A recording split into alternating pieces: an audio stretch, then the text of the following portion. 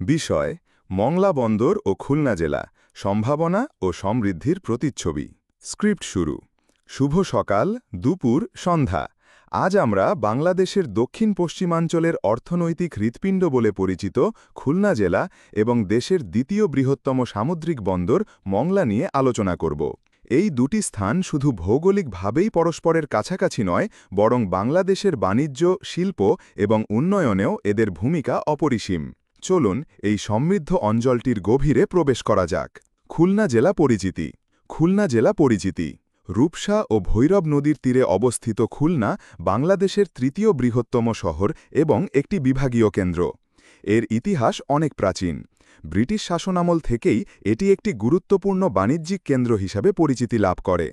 এখানকার অর্থনীতি মূলত কৃষি ও শিল্পের উপর নির্ভরশীল। বিশেষ করে চিংড়ি শিল্প খুলনাকে বিশ্বজুড়ে পরিচিত করেছে।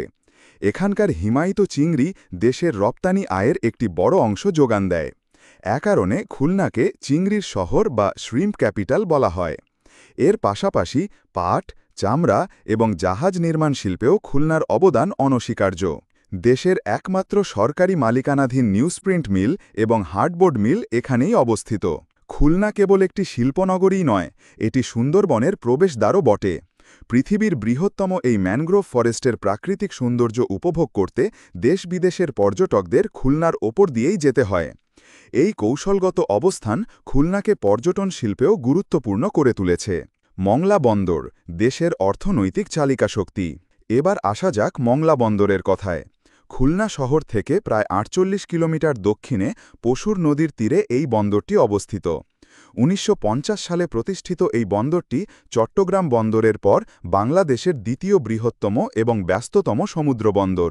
প্রতিষ্ঠার পর থেকে মংলা বন্দর দেশের আমদানি ও রপ্তানি বাণিজ্যে এক গুরুত্বপূর্ণ ভূমিকা পালন করে আসছে।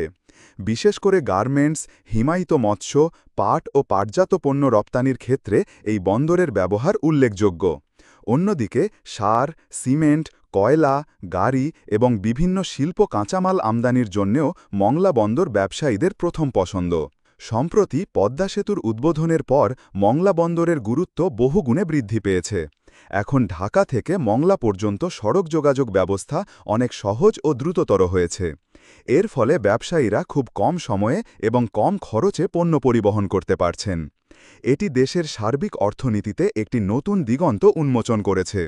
সরকার মংলা বন্দরকে আরও আধুনিক এবং গতিশীল করতে বিভিন্ন প্রকল্প গ্রহণ করেছে, যার মধ্যে রয়েছে ড্রেজিং, নতুন জেটি নির্মাণ এবং আধুনিক যন্ত্রপাতি স্থাপন। খুলনা ও মংলার মেলবন্ধন। খুলনা জেলা এবং মংলা বন্দর একে অপরের পরিপূরক। মংলা বন্দরের কার্যক্রম সরাসরি খুলনার শিল্প ও বাণিজ্যকে প্রভাবিত করে। বন্দরের মাধ্যমে আমদানি করা কাঁচামাল খুলনার শিল্প কারখানায় ব্যবহৃত হয় এবং উৎপাদিত পণ্য আবার এই বন্দর দিয়েই বিদেশে রপ্তানি হয়। এই মেলবন্ধন পুরো অঞ্চলের মানুষের জীবনজীবিকা এবং অর্থনৈতিক উন্নয়নে বিশাল ভূমিকা রাখছে। পরিশেষে বলা যায়, খুলনা জেলা তার শিল্প ও প্রাকৃতিক সম্পদের জন্য এবং মংলা বন্দর তার কৌশলগত অবস্থানের জন্য বাংলাদেশের অর্থনীতিতে এক অপরিহার্য স্থান দখল করে আছে। পদ্মা সেতুর সংযোগ এবং চলমান উন্নয়ন প্রকল্পগুলো এই অঞ্চলকে ভবিষ্যতে আরও সমৃদ্ধির পথে এগিয়ে নিয়ে যাবে। খুলনা ও মংলা হয়ে উঠবে দেশের বাণিজ্য ও উন্নয়নের এক উজ্জ্বল বাতিঘর।